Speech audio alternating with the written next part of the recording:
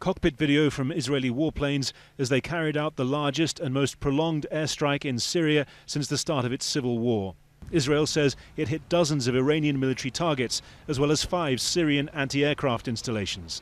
Israel says it was a response after Iranian forces launched 20 rockets at Israeli targets in the occupied Golan Heights.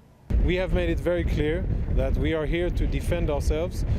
Those who started this round of violence were the Iranians who attacked Israel. We responded accordingly, and we are now waiting to see how the Iranians will respond. Israeli forces in the occupied Golan Heights were on alert for any further response. At the same time, local residents were told to go about their business as normal. Schools were open, no restrictions placed on large gatherings. Israel says of the 20 rockets that were fired towards the occupied Golan Heights from Syrian territory, they all either fell in Syrian territory or they were intercepted. What followed was a massive and prolonged response from the Israeli armed forces, a real escalation in the kind of force that Israel has so far been prepared to use within Syria. It's a message to deter any further such action, and it's also making the most of an opportunity to do as much damage to Iranian forces as possible. Israel's government has long warned of a growing threat from Iranian bases and missiles inside Syria. It seems to have decided to act sooner rather than later. We have, of course, hit all the infrastructure. Not all, but almost all of the Iranian infrastructure in Syria. They must remember the saying, if it rains here, it will pour over there.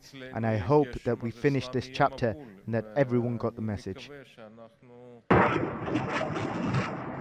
Syrian state media said Syrian air defences had intercepted most of the incoming rockets over the capital, Damascus, but also confirmed that a radar station and a weapons storage site were struck.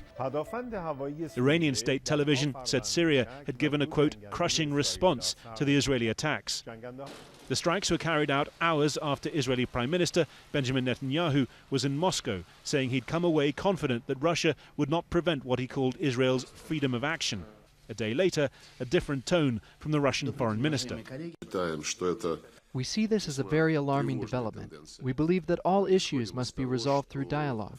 During our multiple contacts with the leadership of both Iran and Israel, including during yesterday's meeting between Putin and Netanyahu, we underlined the necessity of avoiding any actions that might be seen as mutually provocative. For now, this latest flurry of cross-border violence has subsided, but all sides are aware that a new bar has been set for its intensity and that it could all too easily rise again. Harry Fawcett, Al Jazeera, in the occupied Golan Heights.